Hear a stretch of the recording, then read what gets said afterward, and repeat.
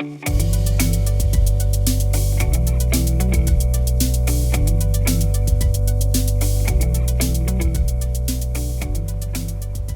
back out at Bottoms. Not often I get to say that in my everyday life, and there's black ominous clouds all above us, and in the distance we can see the water raging.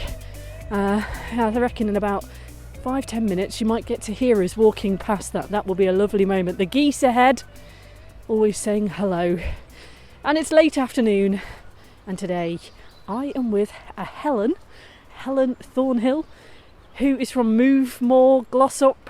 You're a project lead project person. Hang on, you confuse me when you off mic. Helen just said she is not a project. So what is your job title, Helen? I'm Move More lead. I head up strategy for encouraging people to move more in Glossop and the surrounding area. Fantastic. And we connected via the Bureau, which is based in Glossop. The Bureau is a fantastic organisation which supports people of all different kinds of demographics. People who are older, needing befrienders called companions, and even one of the programmes which I volunteer with is called Life Skills, where we help people get back into work, get back into education, who are maybe just struggling with life and need that extra support. Yeah, so do check out the Bureau if you haven't heard of them. They're always looking for volunteers and highly rewarding. But we were at an event the other day, and I grabbed Helen. I said, Helen, I'm doing this crazy podcast about walking around here, and I'd love to talk to you about, how do you overcome? For some people who are listening to this, they might be thinking, oh, I love the sound of where Clare is walking. The reservoirs sound brilliant. I can hear all the wildlife, but it's not for me. I don't feel that confident in getting out and walking. How do you deal with that kind of mindset in motivating people? We've got a whole range of different ways of walking. So you can do things like story walks in Manor Park or in Howard Park or in Bankswood Park. Those are where you follow a story around the park. The characters in the story lead you around the park to different points and point out the nature. Or you can join a walking group that will walk you up Bleaklow. So we've got that extreme and everything in between. So we have something for everybody's ability. Some are completely accessible. So if you're wheeling, you can come and join the pot around the park because it's completely accessible for those in wheelchairs. We've got a ramblers group that go around here. They're called the Reservoir Ramblers. They meet every Wednesday morning. They do a roughly 4 mile walk, about 12,000 steps at a nice sociable level, like what we're doing now, And they take in the countryside, they listen to the reservoirs, they learn about the engineering of the reservoirs, It's not just walking, it's about the social side, the well-being, being out in the great outdoors we have got. I mean, we're privileged to live where we live, even on a grey day like today. I mean, it's just beautiful, isn't it? Yeah. Lockdown was obviously a situation where a lot of people found themselves with more time and they needed to get out and just enjoy their exercise of 30 minutes or so. I guess some people would say now that life is busy, they don't always feel like they've got time to get out. There can be life's usual barriers have come in the way, haven't they? People are busy. Yes, people are busy, but one of my things about moving is about stealth movement, so building activity into your daily lives that don't affect how busy you are. For example, women, when they enter menopause, they start to have muscle wastage. So resistance exercises, it sounds scary, resistance exercises, what are them? You can build them into your daily lives. Instead of driving your car right up to the door of Tesco or whichever supermarket you choose to go to. Other supermarkets are available. Is that what you just said?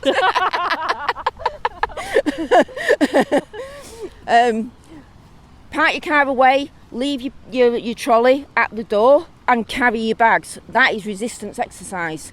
Okay. Taking the weight of the carrier bags and walking across the car park with your bags. There's a simple resistance exercise. Takes no additional time of your day. and because it's part of your routine, it's just building it in. Little things like that. Walking the kids to school every day.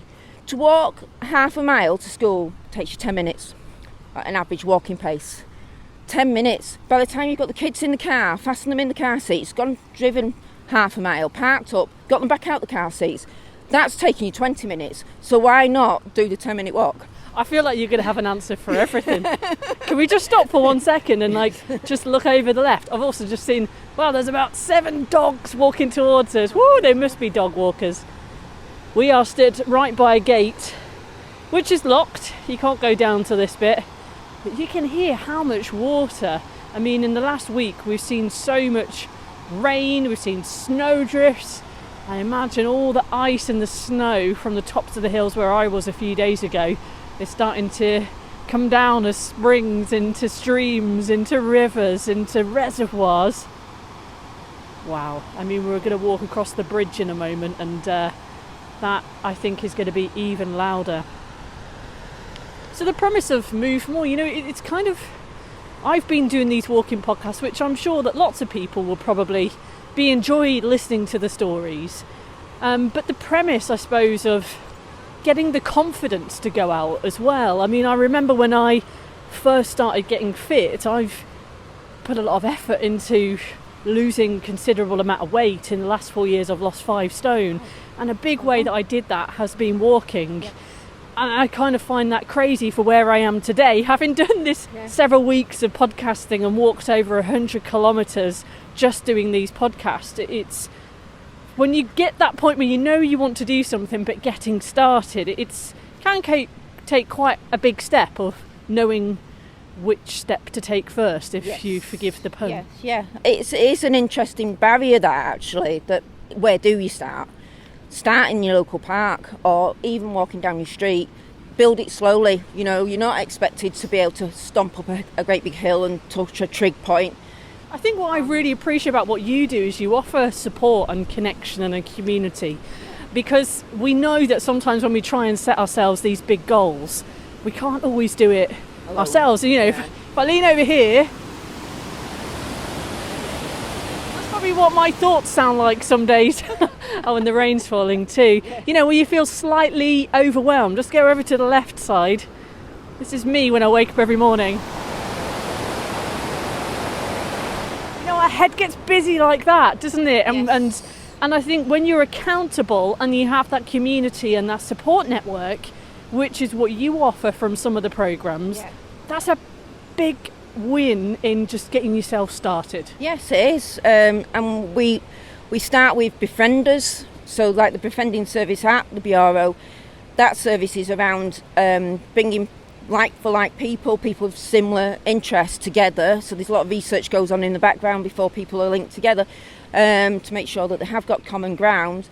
They can take people out walking if that's something that they want to do. Yeah, befriending. So, for people who might be feeling lonely or disconnected, feeling a bit unheard in the community, and a team of social prescribers that work at the Bureau go and meet them and say, right, we've got some volunteers. We know you're into reading, you're into writing, which is one of the things I did actually when I had a befriendee. Yes. I was a befriender to a befriendee. Yes. I'm making up words now. You're making up words.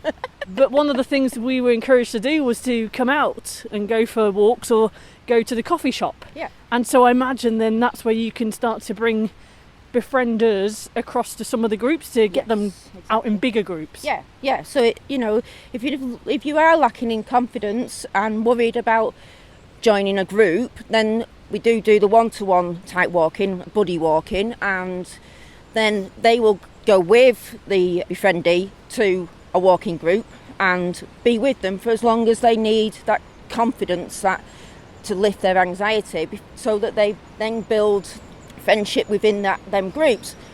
And sometimes the groups might not be the right groups for them. There's so many groups to choose from.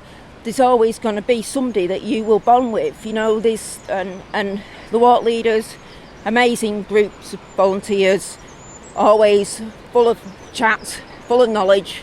So you never feel like you're on your own in these groups. There's always somebody that will be there with you talking.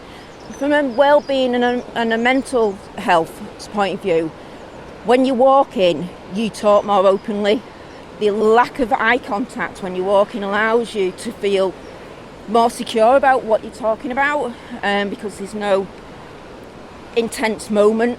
Well, you sat opposite each other at a table, staring into each other's eyes. And feeling under pressure. To all the walk leaders have all been on like mental health first aid training and that sort of thing, to be able to facilitate them sort of conversations if they need to. That's fascinating. You know what? I never put two and two together that is, because I have had some of the deepest conversations, I have some of the best friendships form from just going for a walk. And I always think, if you can walk side by side someone you don't know very well and be comfortable with the inevitable silences, but the conversation keeps flowing, that's a sign of a good friend. Yes, yeah.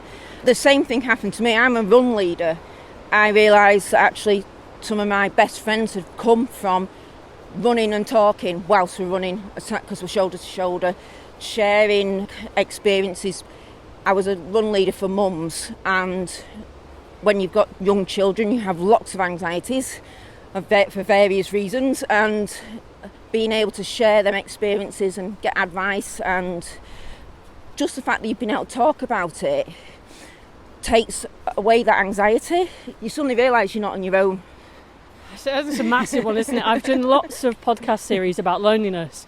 I worked with Age UK Cheshire for a number of years, looking into how and why people become lonely, and we looked at mostly over 50s, but also I was very conscious that as I was making the series, I lived on my own, I was single, I was in my 30s, and I was at times feeling like the loneliest I've ever felt. Yes. And I almost felt like I had something in common. I'd sat opposite a man who was 75 and for a moment it was like we understood each other. And I think if you have faced loneliness, it's a kind of feeling that you can't really describe to someone who hasn't felt it.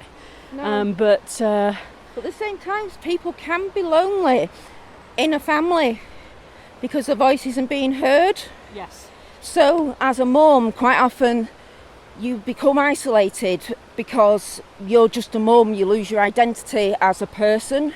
It's very easily done that because you give up work to have your child, and you're rebuilding relationships, you're refinding yourself. So we're just going through like a rather muddy patch. We are, yeah. I should probably say where we are. We've come up from the big bridge of water. We've come up a gravelly path, a slight uphill, and we're just walking past now. We're taking a right before the Longdendale Environmental Centre, and actually on the left, as we go past the muddy patch onto another bridge, is Clare's Sensory Garden. I like this Clare because the Clare's spelt the same as my Clare. So you can take them. Yes. Whilst I'm not a mom, I have used walking as a way to process changes in my life. Yes. Grieving, for instance. Mm-hmm. Moving to a new place with no friends, no connections, as I did 3.5 years ago when I came here, and walking around here and being on my own, and then kind of looking at other people thinking, wish I could have friends to go walking with. Here I am on a podcast of a month finding brand new friends who are up for coming out on a rainy day. Any day. Oh, how things change. But I think, that sense of connection that we were mentioning. So one of the groups that is part of the programme, hello, 3 geese overhead, they're a group that meet and walk around the reservoirs, and perhaps we are kind of pretending that we are doing one of the walks that they might do. Yes. What's that group about and what do they do? So they meet on a Wednesday morning, and they're called the Reservoir Ramblers. Catchy. Yes. Does what it says on the tin. Exactly. It's a medium level walking group, I'd describe it as. They meet every week. They mix it up, so they might do Bottoms and Vale House, or they might do Vale House and Rosewood. The loops, I think, that are around here are endless. Yeah. And one of the things I've really found, doing this podcast is I'm noticing far more routes. It's very easy when you go and walk on your own to get stuck in default. Yes. Where you're just walking doing the same loop. So I guess part of this is encouraging people to mix it up a bit. Yeah, by walking with a walk leader that's planning walks and looking for alternative routes, you learn where the cut-throughs are, you learn where paths are that you wouldn't have otherwise known. I mean, we can see somebody walking across the path on the other side of the reservoir at the moment. Yeah, they are actually on what is, I discovered, a medieval trackway. Oh, right, okay. Off Padfield Main Road. Yes. The one off there, isn't it? Exactly. Things that you learn doing a podcast, honestly. I mean, do you have like kind of statistics then of like what difference walking makes? Well, obviously, the sort of the physical and mental health, well-being all go together, and I think that since COVID, that's become more and more reinforced. That people have became isolated during COVID, and mental health issues increased, and the realisation actually that being physically active is a good solution to a lot of people's mental health issues. With the endorphins and the pheromones and everything that you get from being outdoors, and the talking, like we're saying, about social interaction that goes along with walking with companions.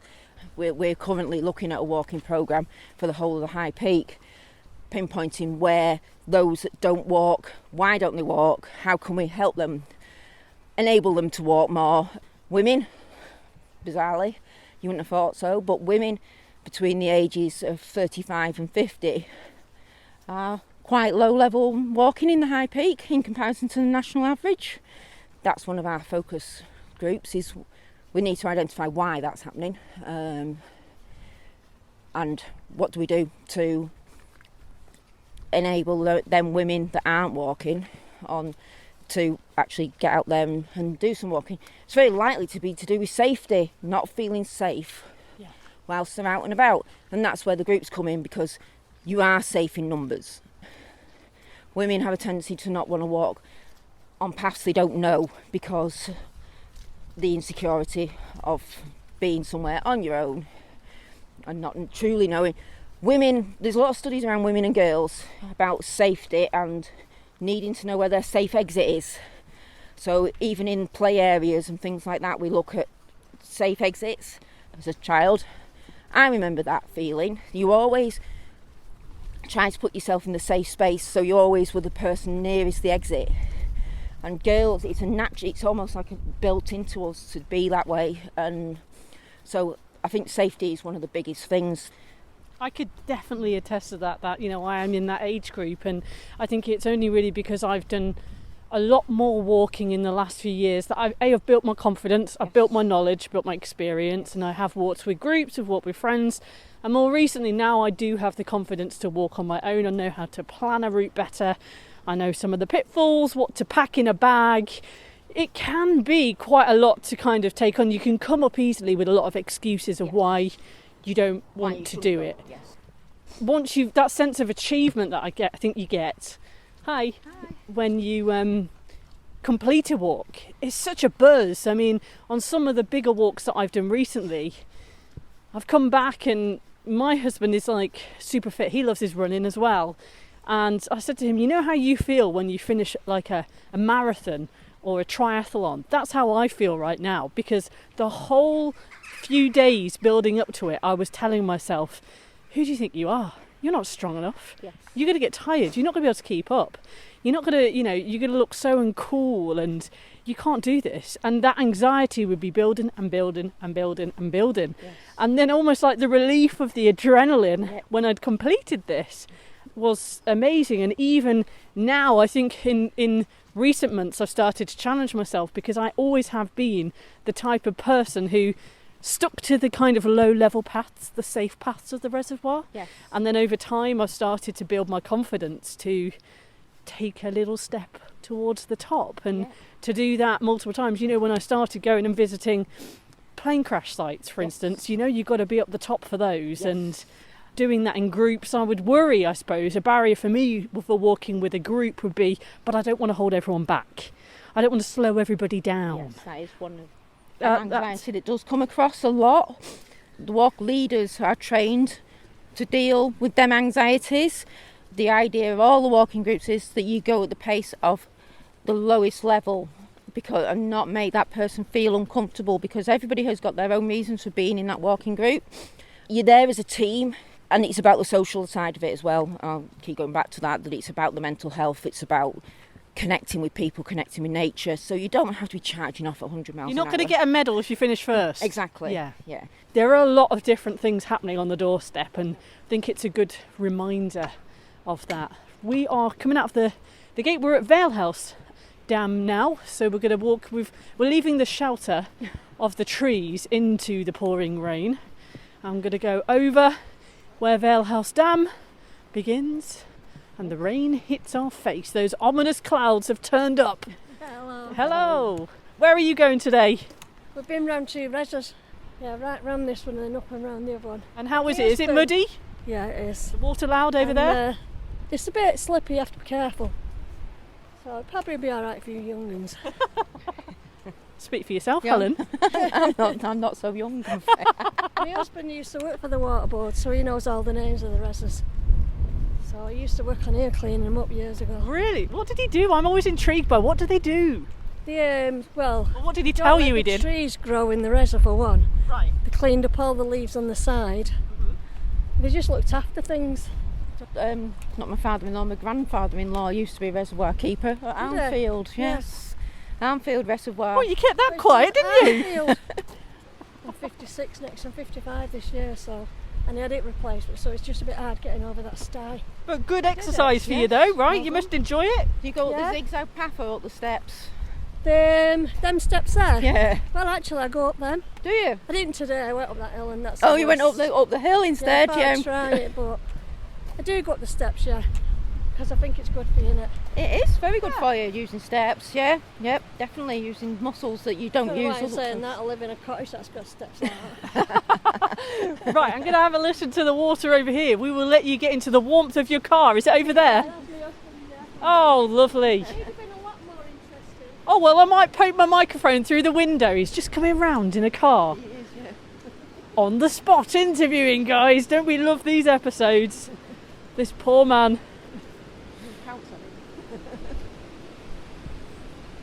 Mind the dog poo, Helen.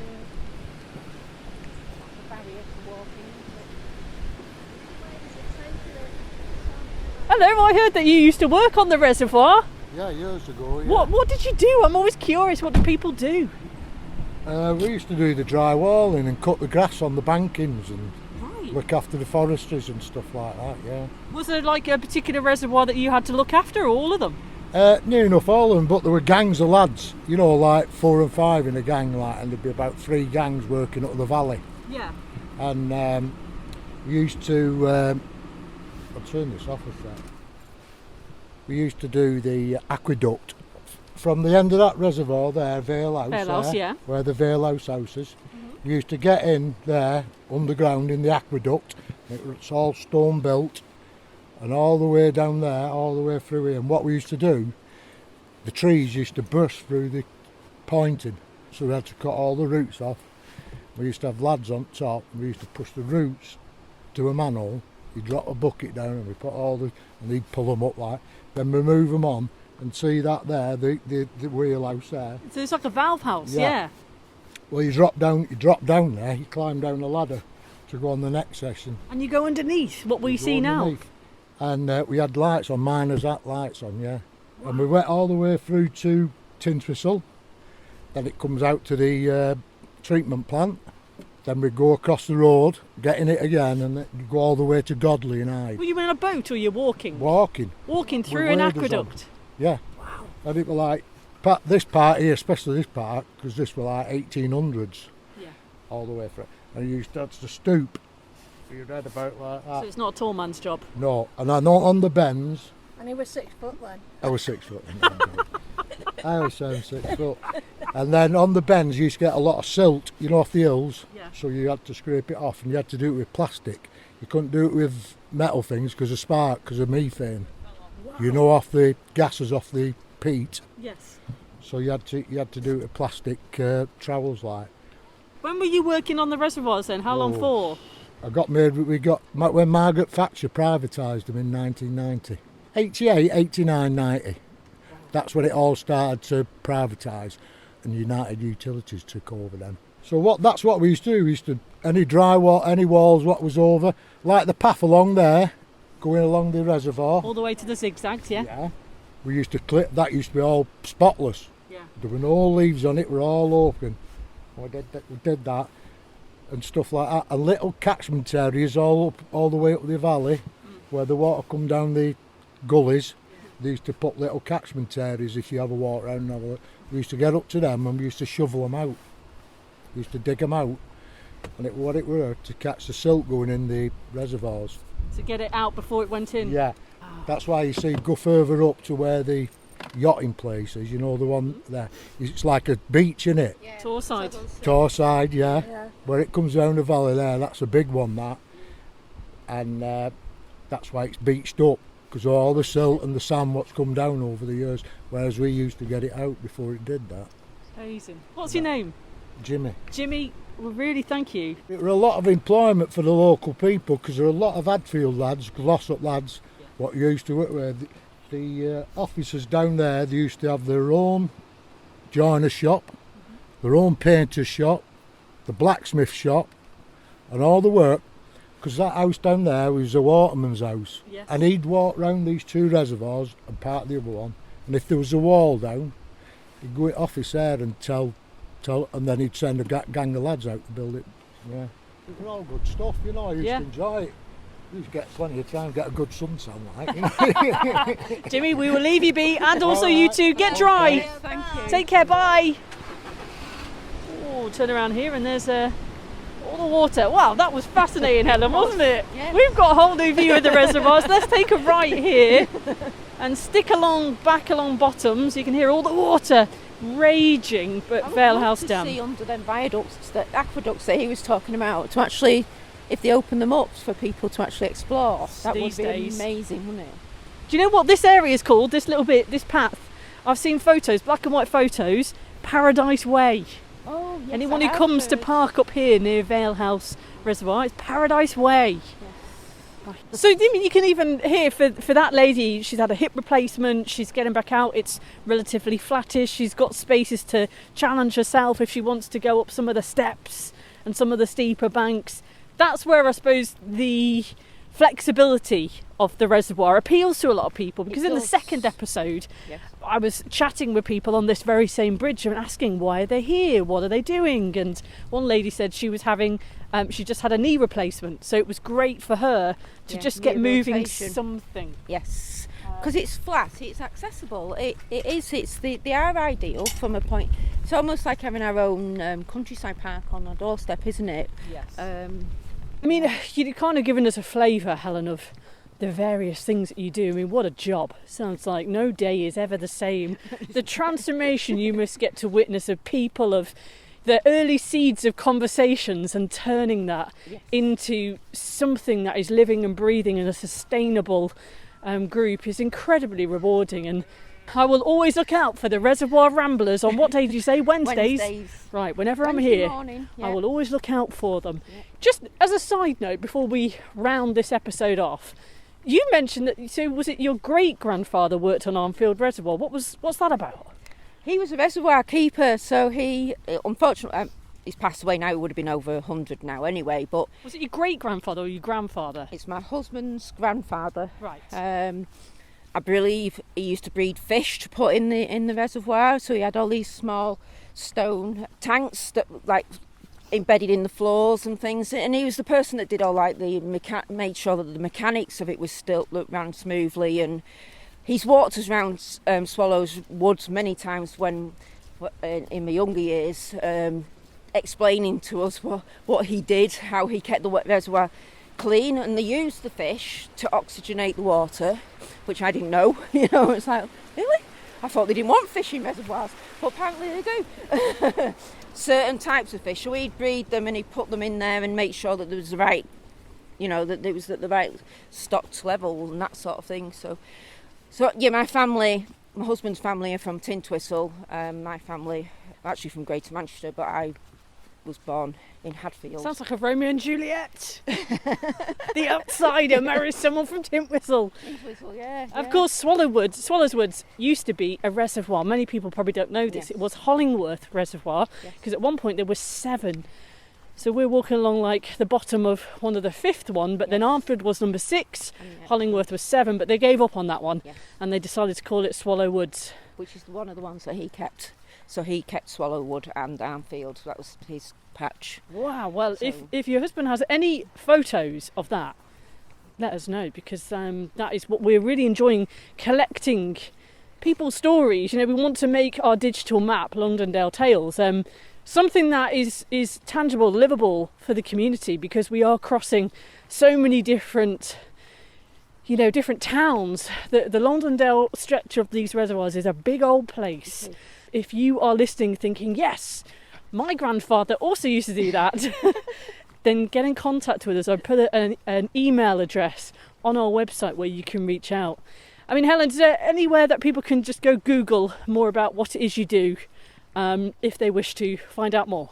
We have a Facebook page, which is Move More High Peak, because we are part of a bigger strategy of getting people to move more. So Glossop is the beginning of it, and when it's spreading to the High Peak. So it's Move More High Peak is the Facebook page.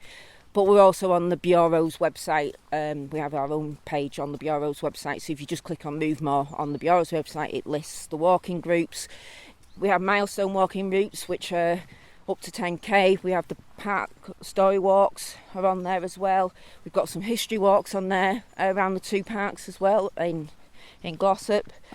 So there's lots of information on there. There's a link through to a timetable of loads of activities that are going on in Glossop as well. So not just walking, I would say Glossop, I should say Glossop Dale. It covers everybody that's within that area. So, that's a good place to start. Having them conversations with people. People have always got something of value to tell you, haven't they?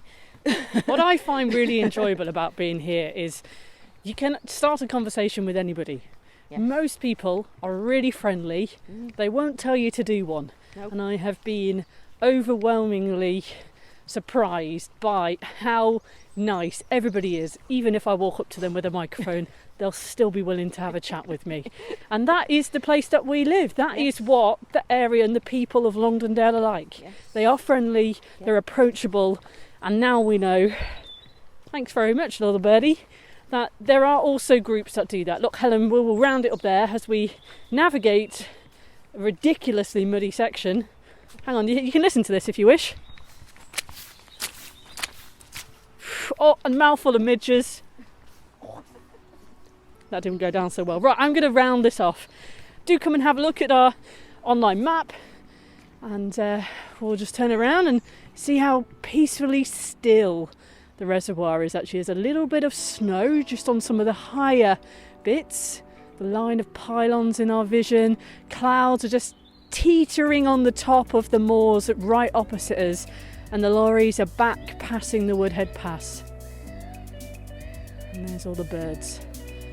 And the tiny little circles in the water in front of us, just dotted all over the reservoir. So peaceful. And we're almost near a bench. Well, we've survived the rain. Hope you get out today and go out for a walk and move a little yourself. Take care.